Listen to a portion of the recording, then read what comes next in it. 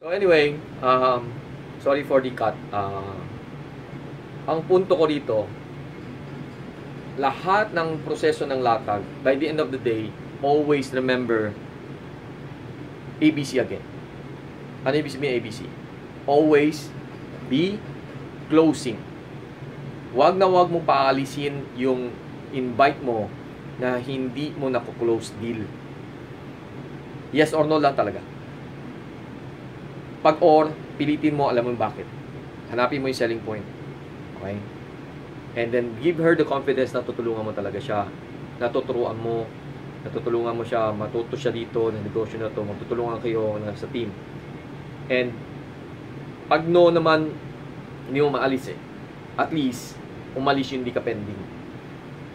Then, lastly, before tayo matapos,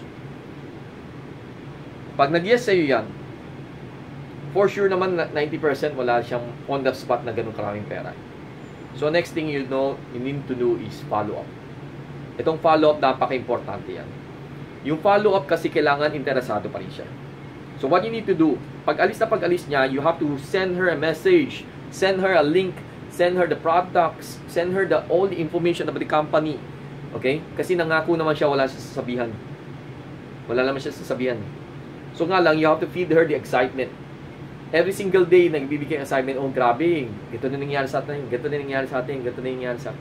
So keep her excited, lalo sa atin dito, it takes 1 week for her to come back.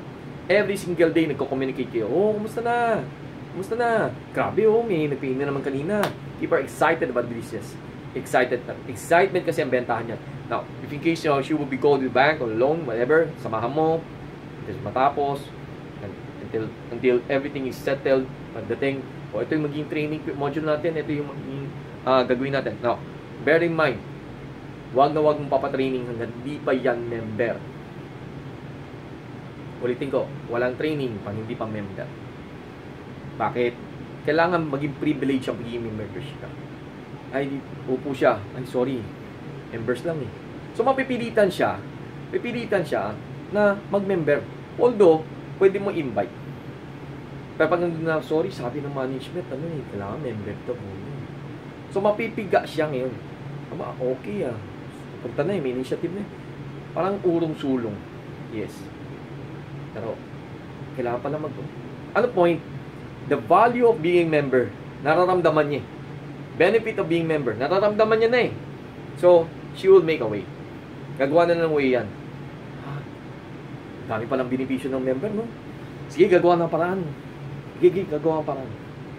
Remember, always be closing, always follow up, within 24 hours, lahat ng information, keep her excited, ibibigay mo, feed mo agad sa kanya.